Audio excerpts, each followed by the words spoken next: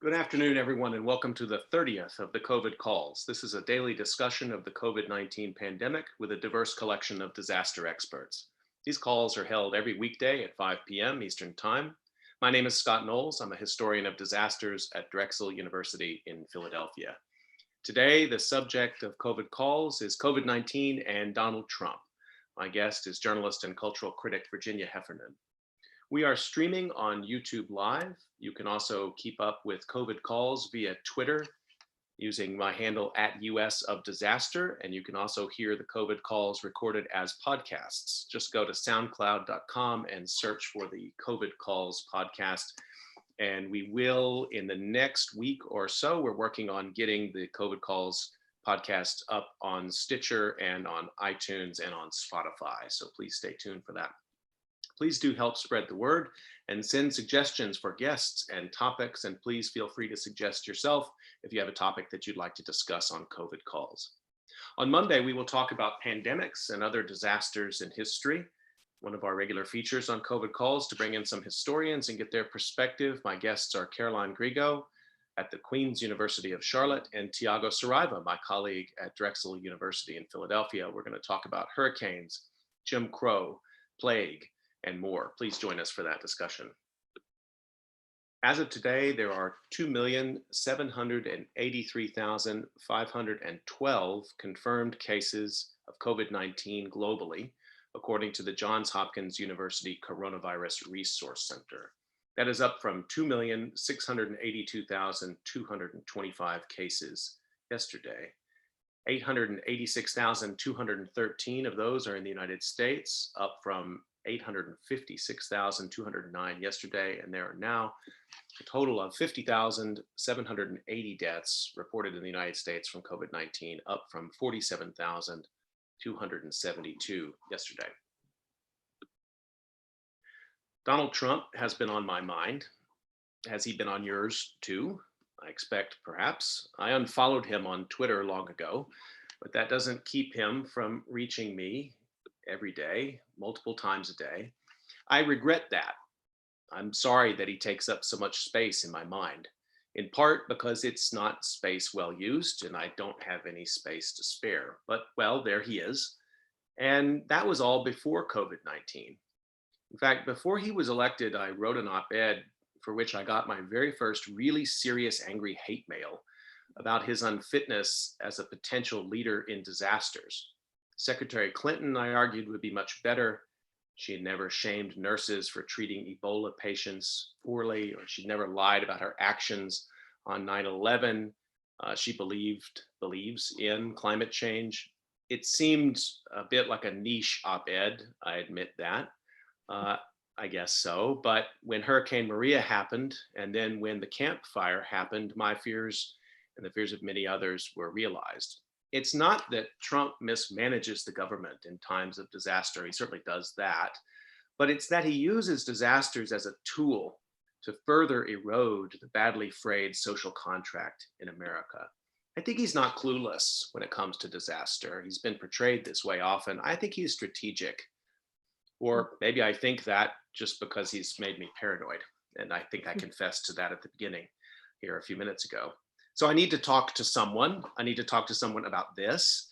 And that's why I thought it would be great to reach out to my guest today, Virginia Heffernan. So let me introduce her.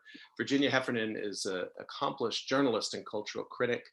She's a regular contributor to the New York Times, as well as the Wall Street Journal, Mother Jones, and Politico. She writes a regular column for Wired Magazaine and also for the LA Times.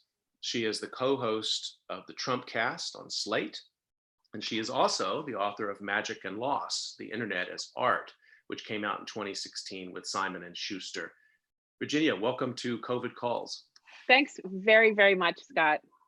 So I want to remind everyone you can get your questions in. You can email them to me directly if you want to, sgk23@drexel.edu, or you can put the questions in the YouTube live chat. So Virginia, I'd like to start the way I've been starting with all guests, and that's just to ask you, how are things, where are you, and how are things where you are? I'm in Brooklyn, New York, in the former epicenter, dead center of the disease. And now I think we've given up that dubious distinction to Queens, but not far from Elmhurst Hospital, which you see a lot of on the news. Really beleaguered city hospital, quite near here in Queens, and I'm inside, backlit. I didn't plan my tableau very well, and it probably been outside. I just went for a walk on the waterfront, and noticed once again there's a sign encouraging us to engage only in passive and solitary activities. And I briefly thought, just both of them, passive and solitary. So I spent some time musing about both of those, and then thought maybe that should be the United States' new e pluribus unum, because we've been so passive, the United States, passive and solitary, because we've been so bad at unifying, coming together in our plurality, that maybe we need something else. And also, I think, like a lot of people who are accustomed to solitary work, like writing and all kinds of other work, solitary doesn't put me off, and passive almost seems like a relief. But as a journalist, you're constantly interacting with people day after day. Has this affected the way you do your work in that regard? Not so much, except that I'm learning, like you, to podcast from home. So I set up a podcasting studio, and my partner, who's a handyman, usually a handyman, but can't work in other people's houses, sort of reinvented himself as a sound engineer. And so these kind of, one room podcast shops, media shops that we're all setting up, with, greater or lesser luck. That's one of the things that we've done here to change things. And there have been cutbacks at Slate. So, first my aunt died of COVID 2 weeks ago, and then I lost a huge chunk of income at Slate. So I figure on some kind of COVID bingo card, I've hit 2 spots at least. It's gallows humor, but yeah, I'm sorry about your aunt. Thank you. I want to talk to you about Donald Trump. Yeah. And other things we will get to. I just want to read a little bit of a piece you wrote. Your writing has been so great right now, and I want to just get to a piece you wrote in the LA Times last month, talking about Trump's Katrina. I'll just read a little bit of it. You said, Bush was a low information president, but he could, with effort, metabolize bad news. He never recovered from Katrina, said one of his former advisors. President Trump, in his erratic efforts to manage the COVID-19 crisis, likewise, has been squirrely, scatterbrained, and late. His approval rating, falling a bit since mid-February, bumped up a touch Wednesday. This is back in March, but nearly every election poll has former Vice President Joe Biden, now the presumptive Democratic nominee, beating him soundly in November's presidential election.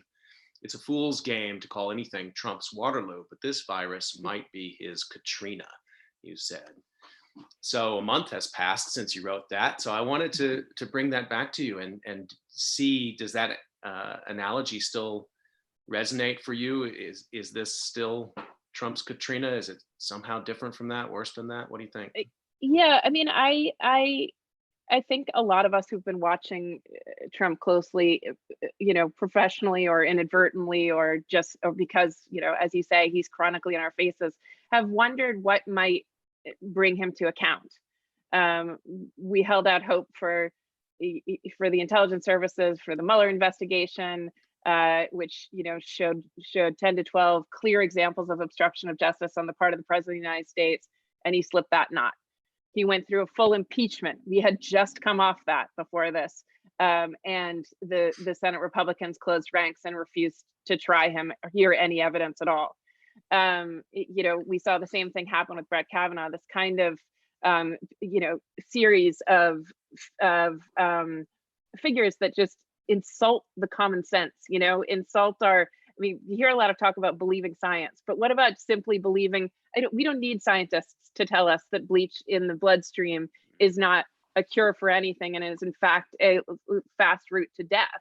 So the fact that we all go running to consult federal prosecutors, doctors, lawyers, specialists, intelligence agents to figure out what he's up to is really just he really has us coming and going. I mean, most of us can tell at first blush that this was going to be a reckless president, and indeed he has been. So what about Katrina, or what about his Waterloo, or where is it, one of those expressions, when is it, when does the rubber hit the road? I'm not sure I know exactly what that means. There must be something where he will be forced into a reckoning. And I think everyone has given up hope that he's going to have some kind of come to Jesus moment where he says, oh, what a racist, corrupt fool I've been. I really need to mend my ways. That's not going to happen. But if nothing is certain but death and taxes, Trump showed us that actually taxes aren't certain. And we're all in an April, Jubilee April, where we don't have to pay taxes. Right. So taxes are out the window. Taxes are now alternate facts, but death is certain. And so this is the moment where he's looking at figures. He can't take them in as a, with like mirror neurons, where he might understand that they're grieving people. Exactly the opposite of Joe Biden that way, whose face creases with condolences at the slightest opportunity. It's like his heart beats with any person who's grieved or mourned or felt pain. He's famous for showing up at funerals and shivas. Trump, not at all. Trump was not invited to John McCain's funeral. I mean, he's meant to stay away from. No one wants consolations from him. And so it's not like he's going to be aware of death in that way, but he may recognize that it is not good for his re-election prospects if a lot of old people, his constituency, die in this country, if a lot of people are grieving, if a lot of people, see him as having risked their lives to goose the economy. It just turns out that that's not a bargain, even the most committed Trump cultists are willing to make. I'll say one more thing. Right after Trump was elected, I was on Facebook, and a kind of right-wing trollish figure, but a little bit on the level, trying to make a good joke, said, well, at least with Trump, better nuclear winter than more letters in LGBTQ. I don't think I've ever said out loud, let that sink in, but let that sink in. So, now we're at the moment where whatever it is to own the libs, whatever worries they had about trans bathrooms or about Hillary's emails or about, Hillary being a woman, seems to take a back seat. I mean, for all but the true, we are at the moment of revelation, Mike Pompeo, Bill Barr, some of the churches that stayed open at Easter and believe Jesus is their vaccine, most people, most human organisms, most primates like we are, say, I'll take another letter in, or I'll give this one to the libs if it means staying alive. Yeah, I mean, even yesterday, we really at a point, somebody said, injecting Lysol to own the libs. I mean, I just don't, I agree with you in that I just don't think those normal analogies hold up, because he doesn't hold himself to any of the norms. In fact, he's been clear about that from the very beginning. That's what his entire campaign, I think, was premised on to a certain degree. Nothing like anything you've seen in this arena before. But that has meant so many different things to different people. And I like thinking about Bush and Katrina in this regard, because, Bush was in the first year of his second term when Katrina happened. And people have mused about whether or not, if that had happened in 2004, of course, it would have come right before the election, whether or not he'd lost that election. And because it speaks to this broader question of whether or not elections can actually serve as this reckoning you're talking about. Trump may not believe in death or taxes, but an election presumably is still coming. So I guess my question to you is, I guess we are psychoanalyzing the president of the United States. Does he see that as the only reckoning? That's the only atonement? By the way, I don't think it's an atonement. I don't think his hand will be forced. He'll begin to make amends. I mean more like, will this be his moment of defeat? I mean, his exposure, where we, discover that he has something worse than no clothes. But I can't help but think, and there's many problems with this, but I can't help but try to think in some kind of evolutionary terms. I mean, humanity globally on every continent is confronted with a new microbe. And because of that microbe, we're this. We're our lives have completely changed. I just saw that movie box office profits for last month, $414.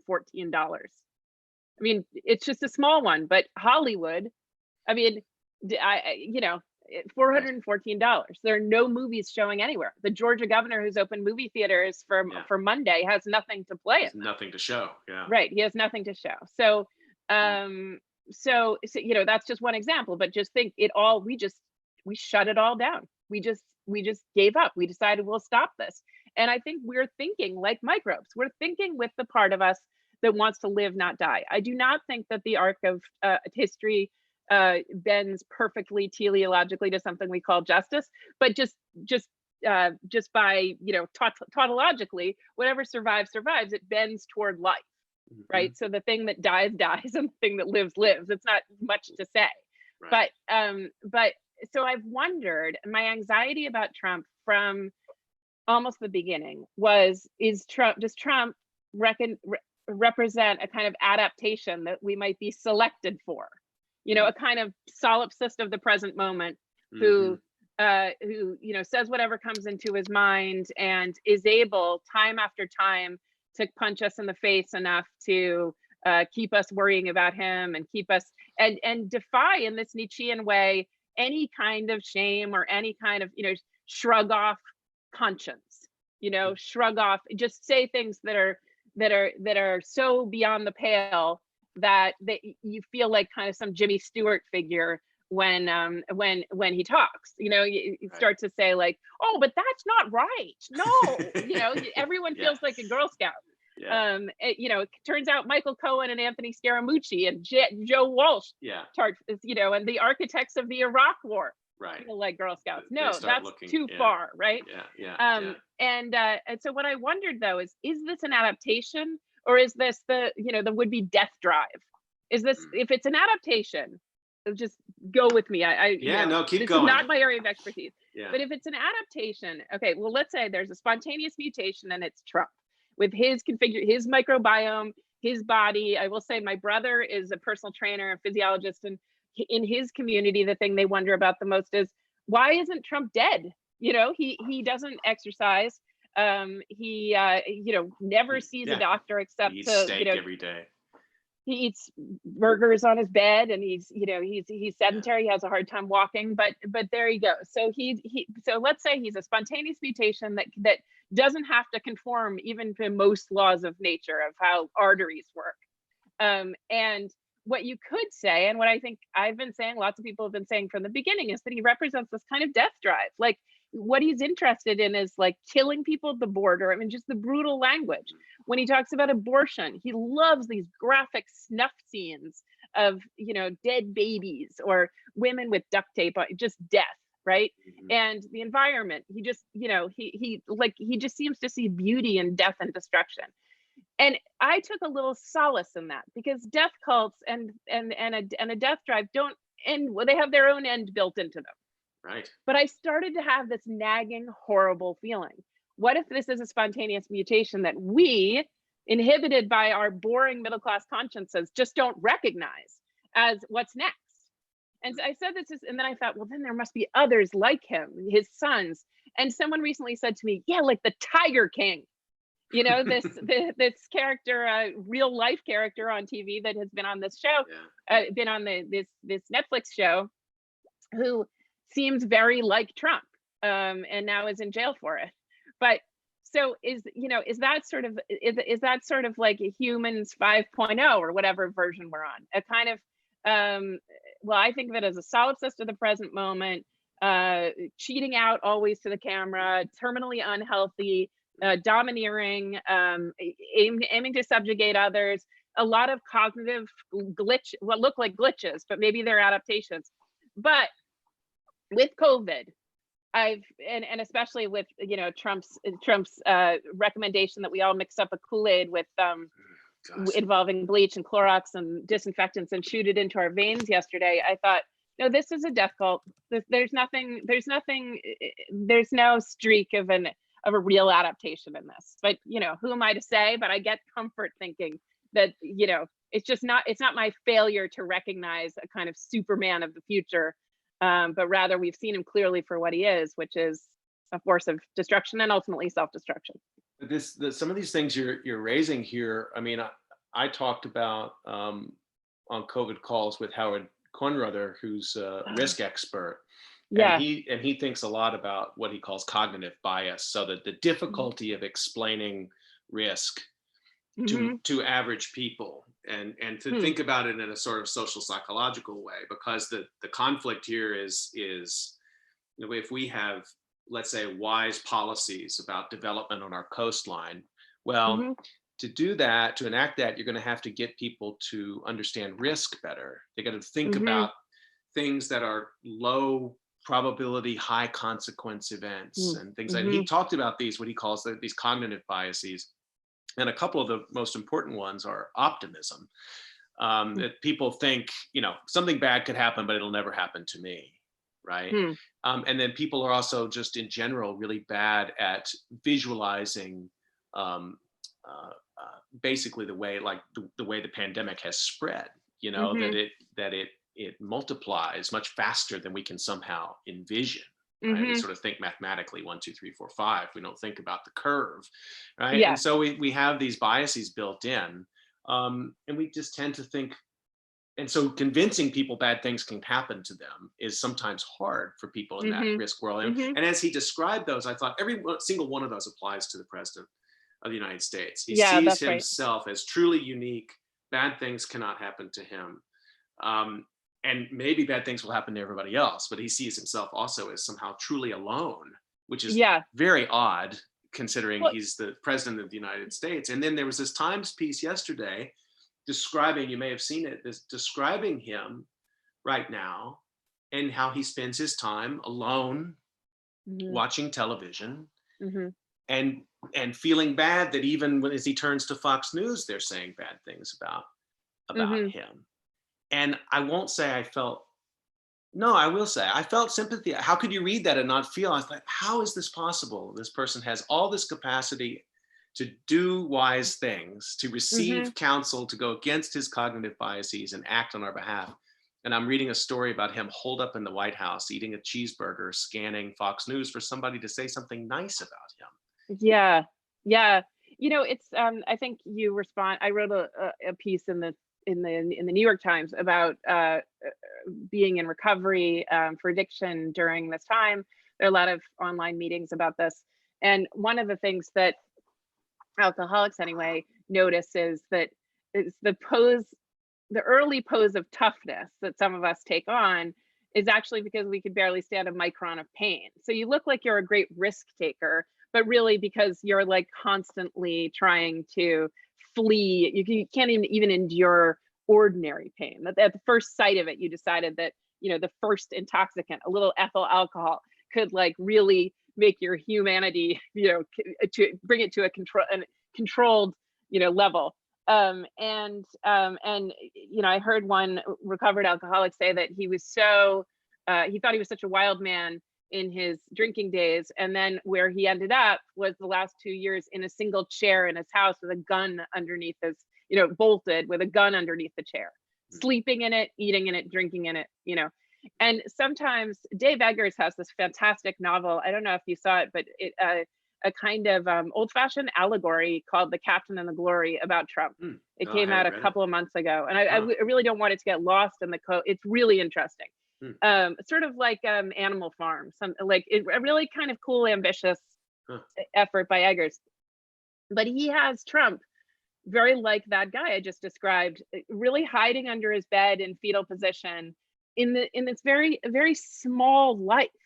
You'd think that a president, it's not as though, sometimes I think the president is actually less ambitious than the rest of us, and certainly less curious, but less ambitious and less, and maybe even less eager for real world power.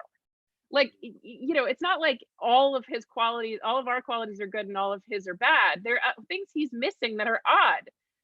And so in the Captain and the Glory, yeah, he's under his bed, curled up in fetal position, listening through the vent to a voice of some kind of Stephen Miller figure telling him things he wants to hear, stoking some of his fears, allaying others. Sorry. Excuse me. Yeah. I'll watch the cough. Yeah. Are you okay? And yeah, I'm all right. So there's that, but just the shrinking life, and you're watching, and we've talked a little bit about, you and I have, about Governor Cuomo.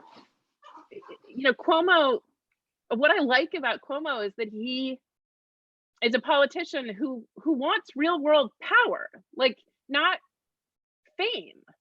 Right. Whatever the thing Trump is going for, like always campaigning, always wanting to get reelected, he doesn't really seem to want to govern. And I mean this in good and bad ways. Like, it's not like it's necessary. It's certainly not noble to want power. Like, but like Cuomo's ego is invested in,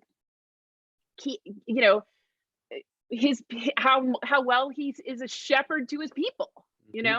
And just watching someone who is not cheating out to the cameras, not squaring his jaw in this artificial way, just who is he's like worried about the numbers and trying very hard to do systems thinking so that he can make this thing work. And he's gratified when he sees not praise from people around him, but when he sees that, the plans he carefully made about allocating resources to different parts of the state are beginning to pay off. Don't get, too excited, but are beginning to pay off in these ways.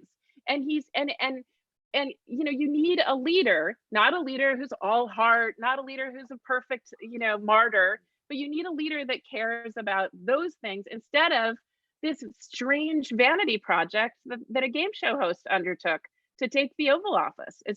It's so appalling to just watch day in and day out that particular desecration. It's the worst possible match of this kind of Vegas carny, trying to run the country. I think it's I was also back to something you were saying earlier about the kind of the drive to be loved, or as you said this, but on the other side, this sort of death drive. And it makes me think about really some of the things that like Stanley Kubrick was going for in the 1960s, with Dr. Strangelove. Yes. And I mean, I think many have written about, that the kind of paradox of trying to retain sanity at the height of the Cold War, in which you're like, let's make a life and go pick up the kids at 4 and prepare for the nuclear apocalypse that's going to come at 5. Yeah. I mean, it's very hard to manage those two things simultaneously. So most people didn't. And yeah. It kind of seems like where you're going with Trump is that he gravitates towards the latter. He gravitates towards General Turchison, like, let's go in the bunker. Yeah, that's right. I mean, yes. And I think he's actually said, he draws his ideas of what war is from movies. Probably only half remembered from movies, half remembered scenes from Patton with George C. Scott, and half remembered scenes from the opening of Apocalypse Now. Well, the thing is, we had this to deal with. It couldn't have been good for our immune systems to have Trump, as I say, kind of, it felt like punching us in the face, or defying all kinds of common sense. That's the thing that was so unnerving about him, is that, it's one thing that he's not good at science or that he lies, right? But there's a certain way that kind of baseline, something even more profound than mores. He was defying. I think I've written about this, but I think consistent with his background in the kind of Howard Stern whack pack, that there's a certain kind of figure that came up in first on shock jock radio and then all the way to reality television, which informed Fox News, that if you were, willing and game and desperate enough and playful enough to play Hank the Angry Drunken Dwarf or Donald Trump the womanizer, you could enter into this stable of unpaid repertory actors on these shows, and just to see a kind of that Coney Island whack pack spirit. Even Howard Stern has backed away from that and recognizes how toxic it ultimately was. But that, just to have that anyway in a position of power, is continually undermining to everyone's idea of,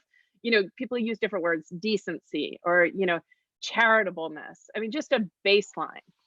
By the way, to set the baseline, it's worth saying 97% of Americans are under stay-at-home orders right now, and the vast majority of that are obeying them. Sure. So, we hear about the churches that are open. I just saw signs of churches across the country that are closed. Every denomination of Christian church you've ever heard of, plus a lot that you haven't. Ones that look like cathedrals, ones that look like shacks, all of them closed. We're praying for you, closed. And, just the idea that we would, the church on my corner, it's never been closed. It's against its principles to be closed. And all of these other churches too, and they're all closed. Yeah. So we do have a baseline in this country of just common sense. I don't want my grandmother to die. I don't want to die today. I'm going to help out. And then we hear, because we have Trump as the president, we get disproportionate attention to swallowing bleach and doing these crazy things. But that and that point has been made, I think, very well, and you made it well there about the churches, that what we've really seen is Americans mostly following the advice of people they'd never met before. Yeah. Who maybe their governor or maybe their university president or whoever it is that's telling them, hey, you need to pack up, you need to go home. We'll let you know when it's safe to come back. Mm-hmm. Running counter to all of these high-flown ideas we have about American liberty and individualism, and even those protests, which seemed so compelling for about 5 minutes in front of the Minnesota State House or Texas State House. Those were organized, and those were really small. They were really, really small. 97% of us are not working, or mostly not leaving our houses, not seeing our friends, not going to choir practice, not celebrating Easter, it's really amazing. And now I will say, I'm not sure that that's just out of obedience to a leader. I think that as you say, the possible or probable astroturfing of those protests was in response to an organized, a kind of leader. But there's this other thing, and I sound like a mystic here, but I just read this article by Norman Deutsch, he's a psychiatrist who's also done work on the human microbiome, and he says we really have evolved to fight viruses. Our bodies are thinking for us right now, and the fact that we're just some funny things, like Fleischman says sales of yeast are up 25%. So all these kind of jokes on Instagram, everybody's making bread. Well, we're clinging to this friendly fungus, yeast, that's just been our pal all along, because we've just been hit by this awful looking, virus that we always see the image of, that looks like a medieval morning star. It's going to come and tear us open. And instead, we just want that friendly yeast. And we just want our bodies to have their integrity, and we want the extensions that we've devised to go to some of the other bees in the hive, the ventilators or the dialysis or the masks, to go to the people who need them. It's just some hive thinking that seems to be alive in the land. I can't imagine under any circumstances that we didn't feel in our bodies an existential threat, every minute an existential threat in our cells, that we would give up the whole economy. I just don't know. You couldn't have even told me that under these circumstances we would do it. And it's not a question of good leadership. We have the worst president of all time. It's a question of some kind of self-preservation that has kicked in a way that it never has before. Deutsch argues, by the way, that we so much talk of how our brains are wired to flee, megafauna, to flee tigers or catch tigers and lions. But really, the evolution at the molecular level is to survive viruses. And so this is like what we have been training to do since agricultural days. Our bodies are really ready. And it's also quite amazing how many bodies are rallying. So if our bodies are evolved to meet this moment, and our society seems to be evolved pretty well to meet this moment, why am I so obsessed with the aberrant behavior of Donald Trump? Yeah. I mean, this comes back to what we were just talking about. His behavior is so extreme, and yet I can't let it go. Yeah, part of it is because he's president of the United States, and and certainly there are deaths that you can lay at his inaction and his poor actions. But there's this other part of me, and others have said to me, they're like, just let it go. He's an aberration, and after November, this will be looked upon as just 4 weird years in American history. It was just a matter of time before something like this. We have a democracy, things can happen, and it's not reflective of any of the things you're most worried about.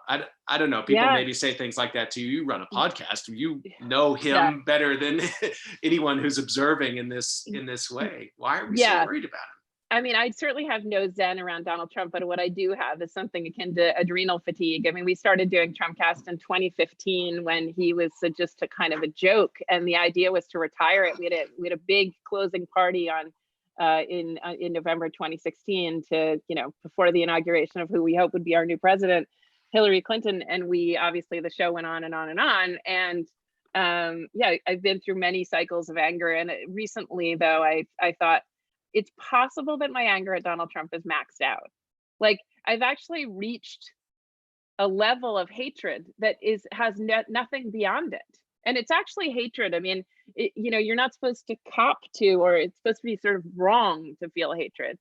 But what I've come to with Trump, so if we're fighting this microscopic battle with these microbes, and that's really our chief priority,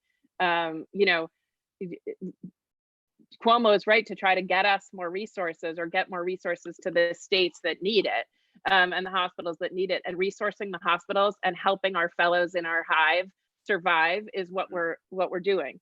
But hating Donald Trump is another side of things where, and I don't know, maybe this sounds overly optimistic, but it's sort of the way that spiritual leaders say, like, he's a lesson. He's a referendum on everything about us. What do you think? What do you think about fathers? What do you think about narcissists? What do you think about abuse? What do you think about the legislature? I mean, when was the last time you did a complete audit of everything you believed? I mean, we've all had this late life education. My friend Karen Schwartz was joking. She was like, "Oh, I did my JD on Twitter.com. Now I need a PhD in epidemiology from Twitter.com." Everyone rushes to follow experts like you at this time. I mean, it's just, you can almost feel your brain growing. And the hope is that, our brains hastily reorganize and in some way evolve before our hatred burns us up. And that's why I sort of put a cap on it. I thought, I don't even have a word stronger than hate. So I can't, toss and turn. I was thinking, so many guests on Trumpcast, and they're all fantastic, but so many guests on Trumpcast are just trying to find a new superlative to describe, how horrifying Trump is. Well, maybe we need a Manhattan Project for that.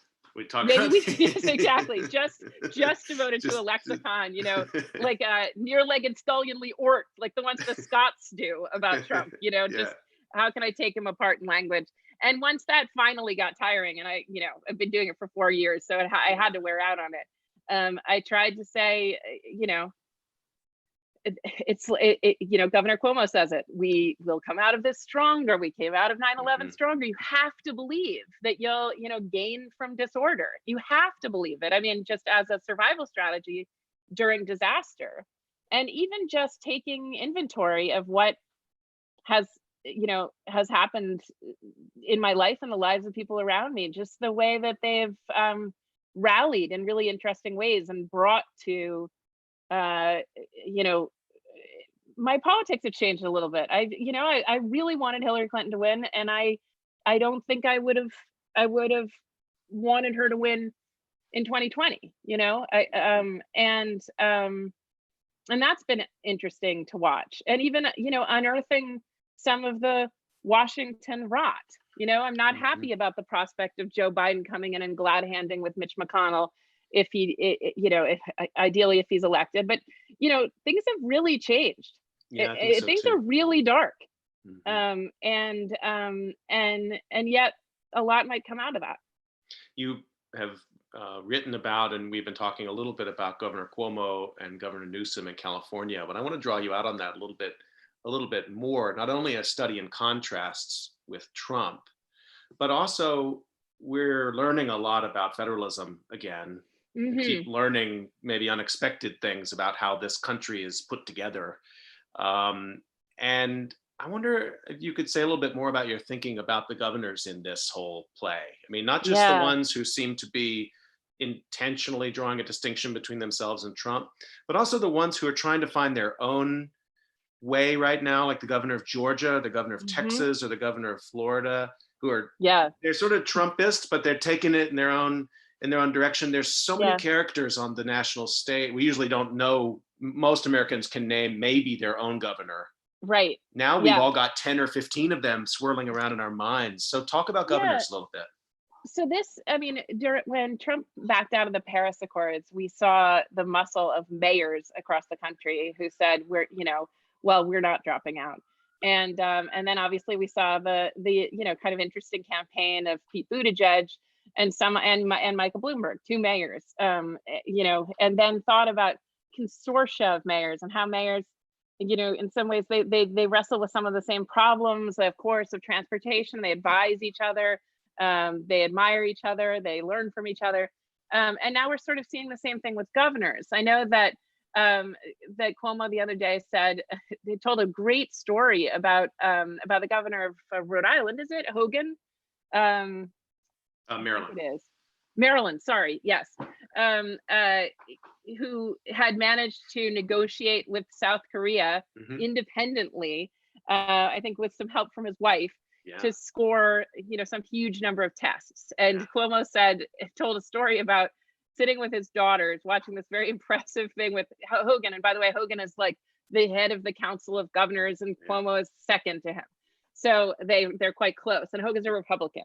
Yeah. And he just kind of did this nice, like, good for him, that he was able to do that. Anyway, he's watching it on television with his two daughters, and he really, you can see him get misty and jealous, thinking of how beautiful South Korean Airlines was. And also, he has told us many times, and Cuomo often pays attention to his own shortcomings, that he does not know how to do international trade. He doesn't want to do it. He doesn't want to think about it. He can't negotiate with China.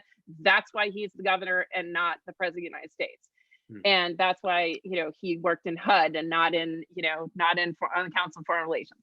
So he's clearly, everything about this is made him jealous. But he's a good team player at this point, and he says, nice job. And he said one of his daughters looked at him and gave him side eye. Then he turned to the other daughter and he said, she's the more literal one.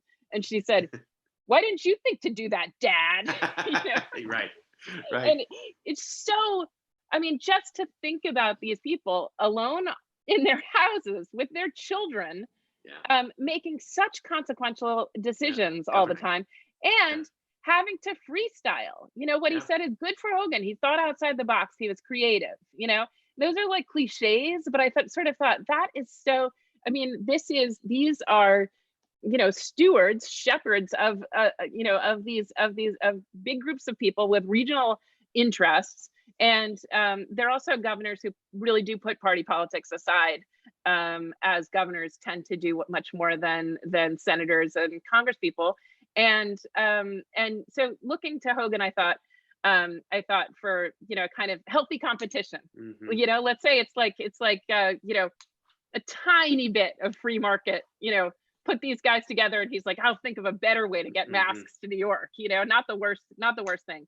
So that's one thing. The other thing is, I've really been inspired by, and a lot of people have been put off by, but these regional councils and pacts. Yeah. And I wanted to ask you about that, what you thought about that, these regional compacts. Yeah. People are joking, and I've heard, I'm getting some, are you hearing some interference? No, I think we're okay. Oh, okay.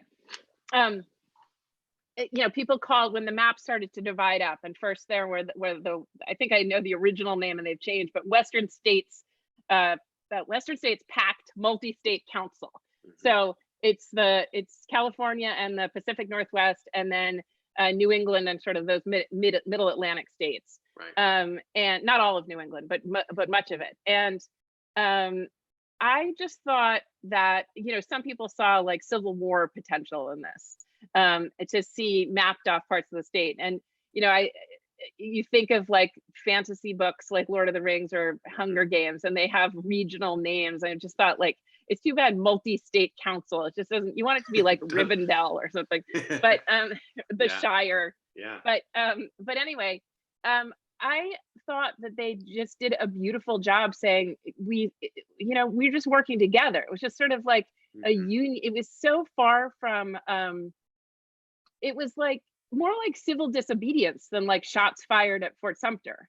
It was just, we will open when we think it's right, and it gave them heft. Then the Midwestern states formed one, including Kentucky. Right. And so we've had Mitch McConnell in the news saying blue states should all go bankrupt. Kentucky is now included in a region with lots of blue states. Kentucky has a Democratic governor. Yep. And is Kentucky a blue state? Like, what's Mitch McConnell talking about with his own state? And those are kind of astonishing. The governors seem like they know that they will rise or fall on what they do in their states at this time. And they cannot work with it. It's like siblings coming together against a abusive or negligent father. I mean, I hate to do those metaphors all the time, but it really, Cuomo anyway uses a lot of family metaphors, and so he can't get out of his head. And we should talk about the war metaphors, but one of the ways that he's good about this is just like a father in the best sense, sort of pater familias. Like, he talks about all the counties. He talks about himself quite literally as a father that's been negligent sometimes, a father that's now trying to pay closer attention to specific needs. Right. A father that wants equitable distribution of things from, resources among his many children and constituencies. And that, to see Kentucky participating in this other thing that has nothing to do with the reality show on center stage on Fox News, just nothing. Like, right. It has to do with, Berea and Lexington and Louisville and just nothing to do with Mitch McConnell. And just watching that evolve has been incredibly interesting. I thought that yesterday too, with this McConnell statement about letting states go bankrupt, I really thought about governors and the fact that they do have to know all their counties. Yeah. For a lot of Democratic governors have to manage states that have divided government, and vice versa. Mm-hmm. Maryland is a great example of that. Yeah. But even Massachusetts has been a good example of that from time to time. And they have to run a balanced budget, which in fact also leads to all kinds of, bipartisanship often. And I just thought McConnell sort of saying, no, go ahead and go bankrupt. To me, it felt again like a Trumpian gesture. It's like, just walk away from it. And I know he meant something a little bit more sort of deep signaling there to Club for Growth. But I just took it as like, just go ahead and be irresponsible. And the response of Cuomo's response was like, come on, guy. Like, he wasn't having it. And then he pulled that card, which, I think Charles Pierce, the liberal, fantastic columnist for Esquire, said he thought was a mistake. But I actually thought that it was just the kind of clarity that we need, which is, Trump has basically said, and now McConnell seconded it, a version of I like people who weren't captured, what he said about McCain. I like people, I was thinking he might say, I like people who weren't intubated.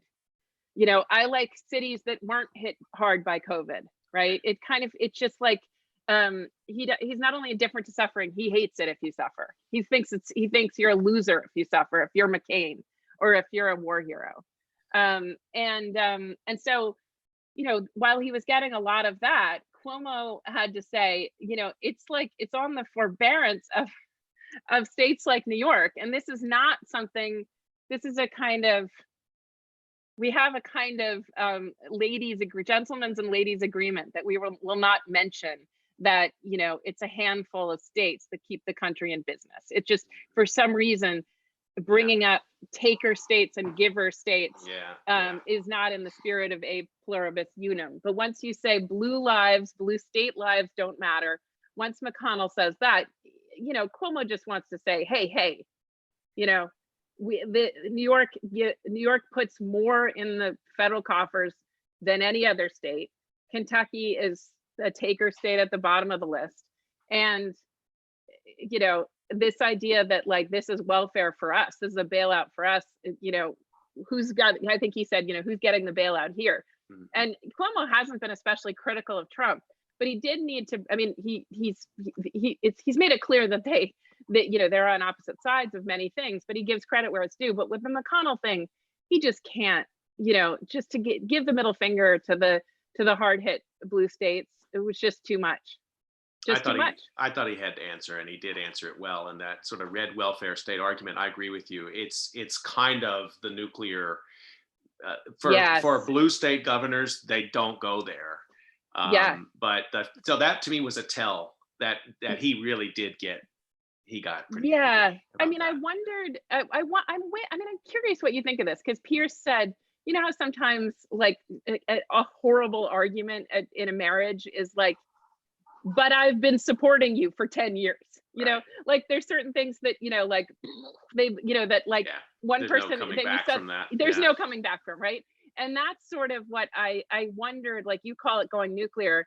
I wonder if you agree with Charles Pierce that, McConnell will make a meal of that by saying, this is basically like calling us deplorables. Like, oh, he thinks we are, I noticed that Cuomo said it in a very, he said, well, McConnell, his state, he never says Kentucky.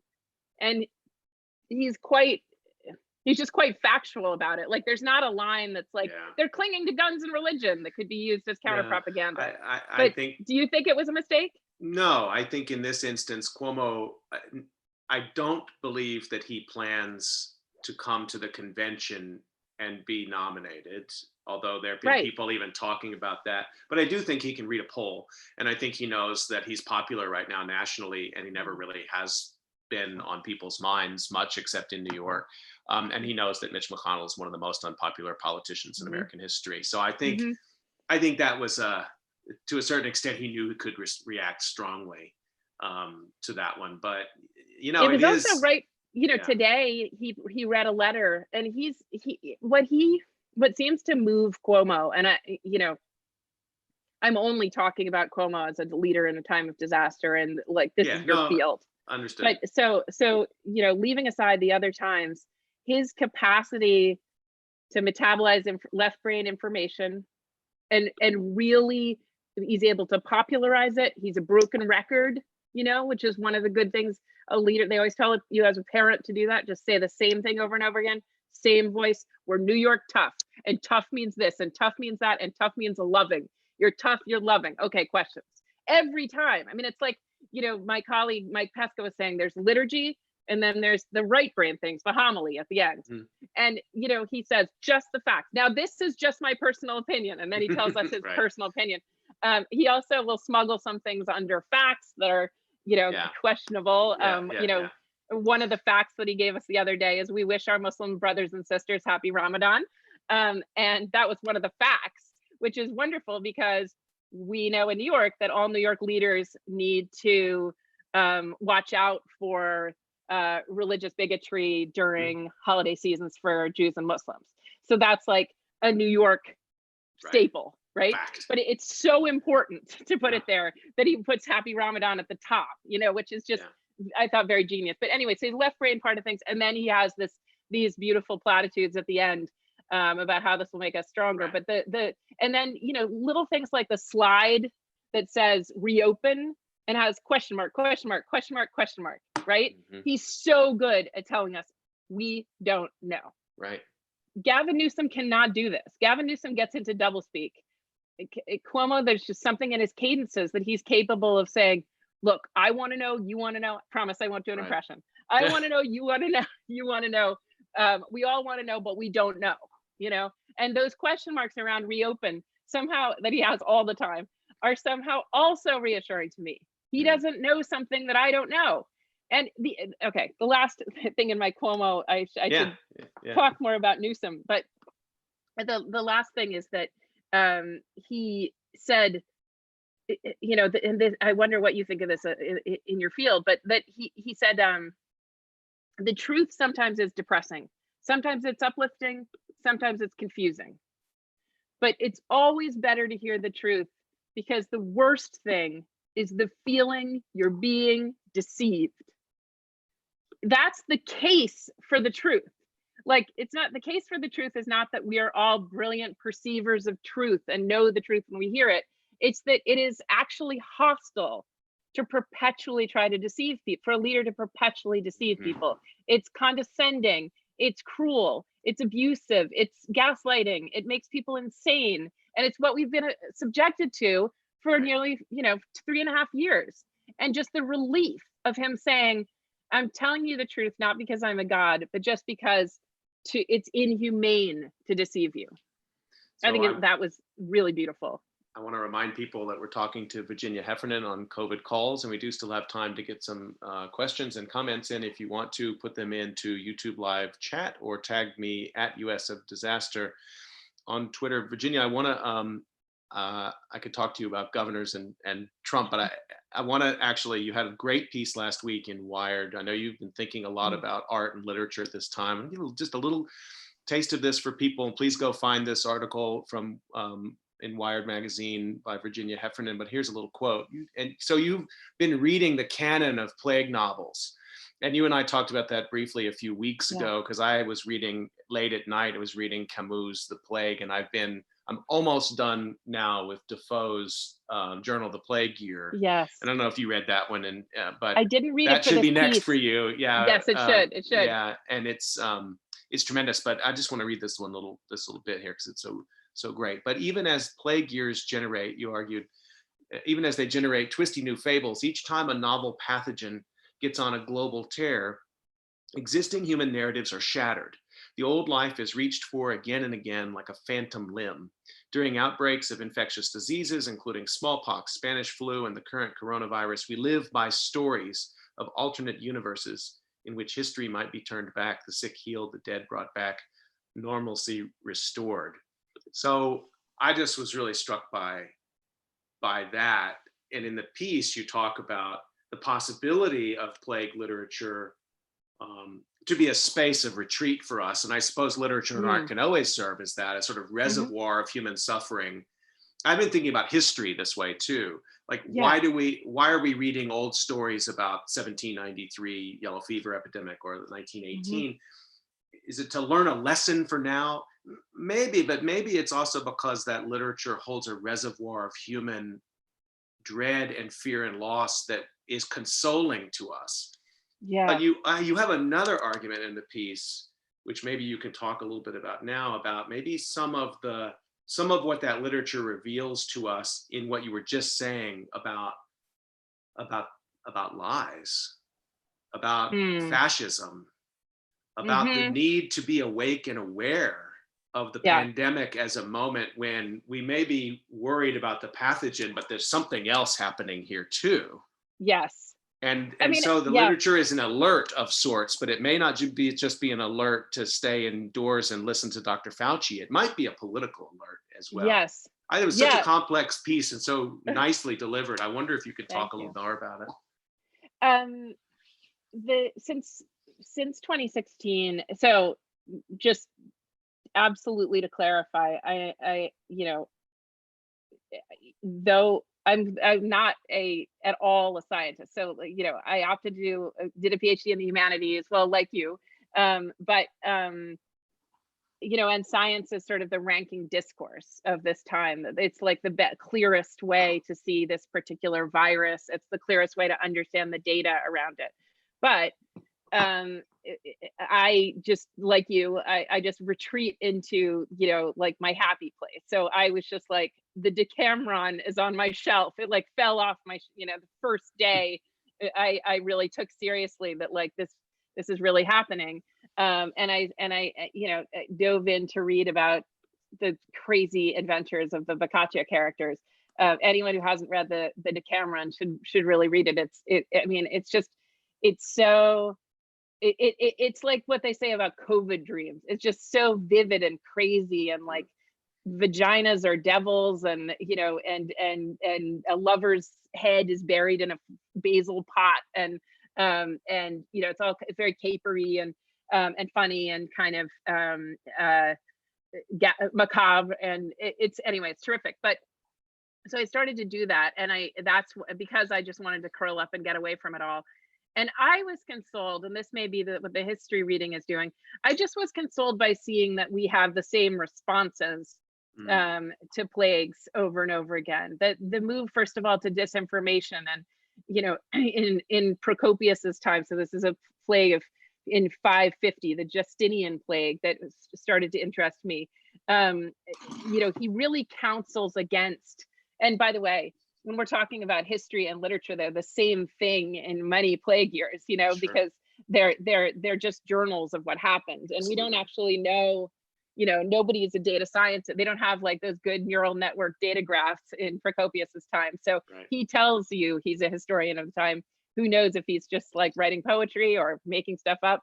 But anyway, in his time, he says, I will not give you basically astrology, quack cures, everything, but I won't tell you to put Lysol in your veins. I am just going to describe the bodies I see out the window, and he, over and over again, he runs up against, and astrology of the period is a science, which we know to be a pseudoscience, but that everyone is crowding in with explanations that don't hit the mark, that just fill the air, that lead people in weird directions. That the idea that would be happening, and that there would be a cloud of disinformation, like the cloud of microbes, was somehow consoling to me, that because I could take what people were saying as, kind of yet another symptom of the pandemic.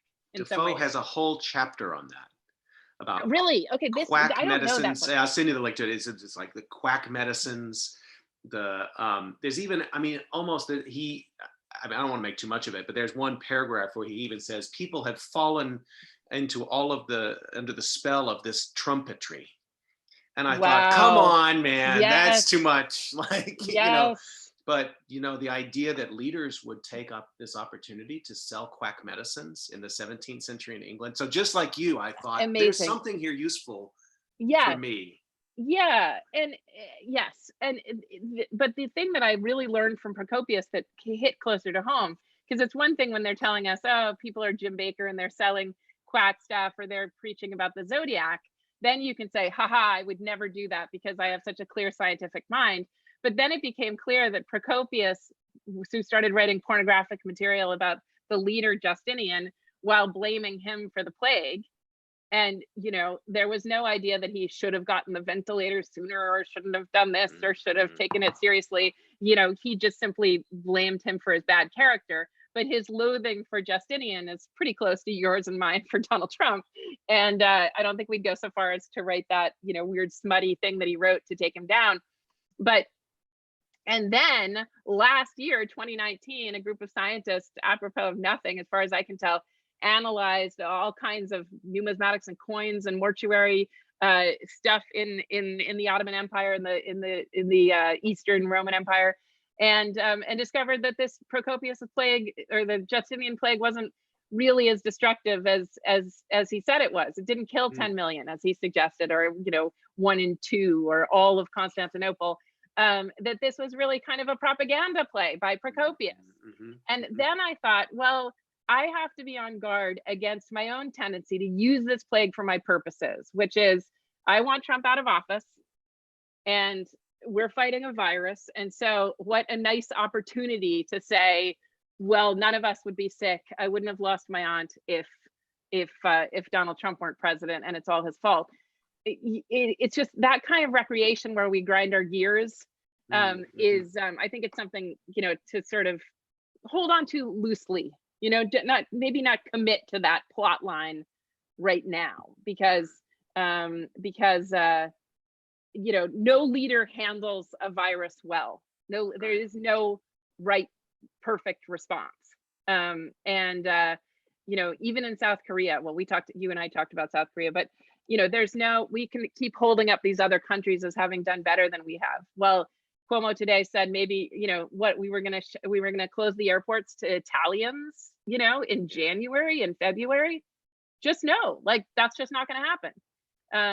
We were going to, start spraying down and fumigating, people in February, and then putting them in, these giant quarantines alone away from their families. No, just, we weren't going to do it. So, like, if you think that a good leader is one that would have done those things, that's not the leader that we've ever had in the United States. So anyway, so there's that. So it was a cautionary tale for me against doing this kind of propaganda.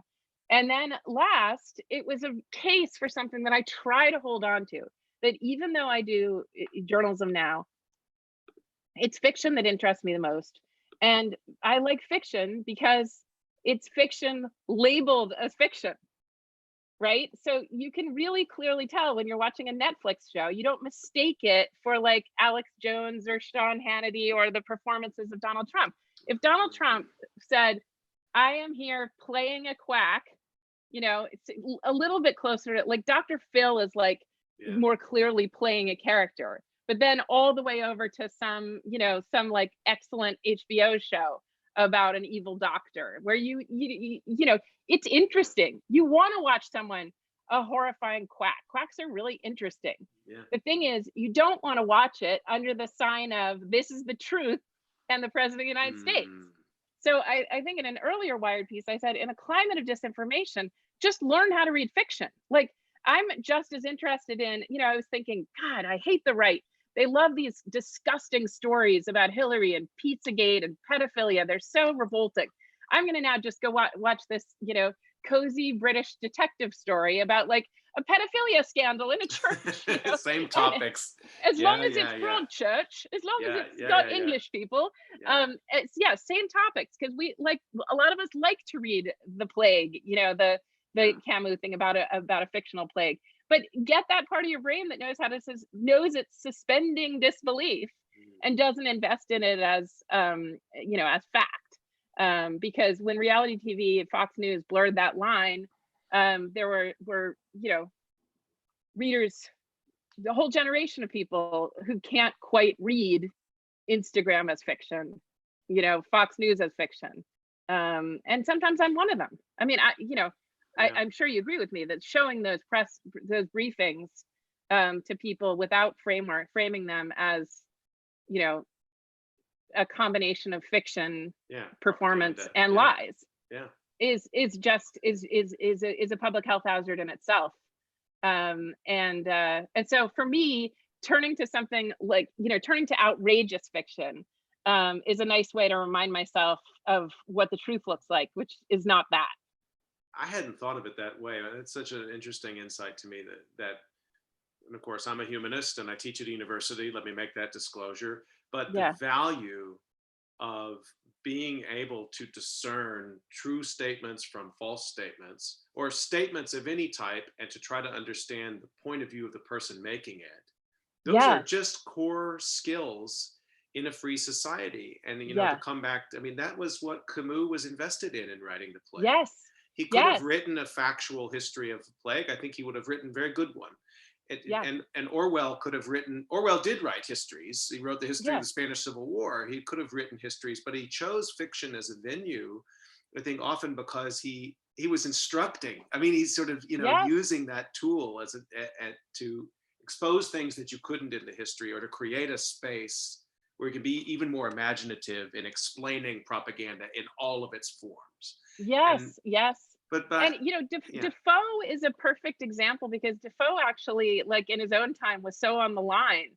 Moll Flanders, he wrote in the voice of this kind of prostitute figure, and it's like called Moll Flanders being the true story of a something.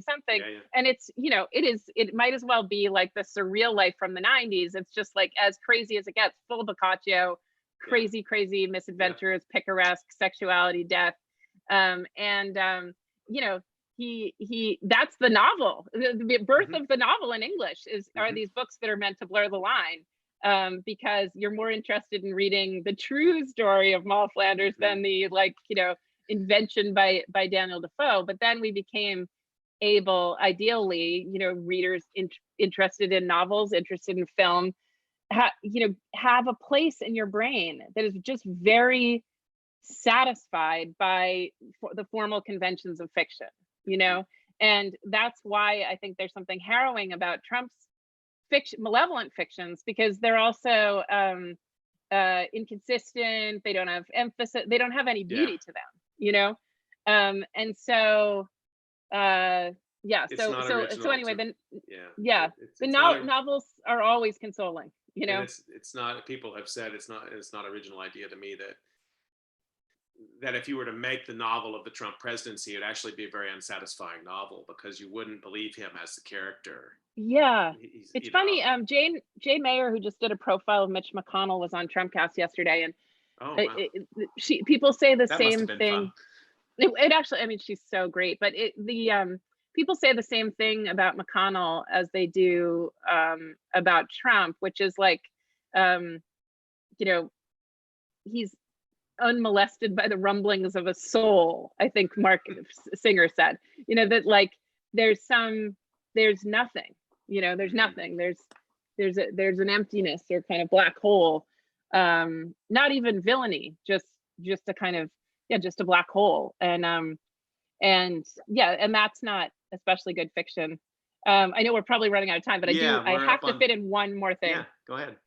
So MIT did a study in the beginning of, right after the, well, I don't know, maybe 2017, end of 2017, about disinformation, and discovered that as much as we think that it's confirmation bias that has us share disinformation, that it's actually more likely that we'll share two hallmarks of the things that we tend to share and gravitate toward. One, they're disgusting. They have an element of either porn or snuff to them, so that there's a kind of hyper arousal that they generate. And watching Trump, whether you believed him or not, talk about injecting disinfectant into your veins or whatever, you can even see that I want to say it again, because it's such an exciting, scary thing to say, right? Yes, exactly.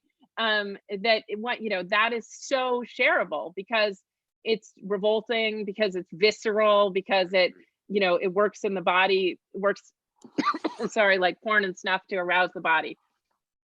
And then the other thing is, all things being equal, we share lies more than we share the truth.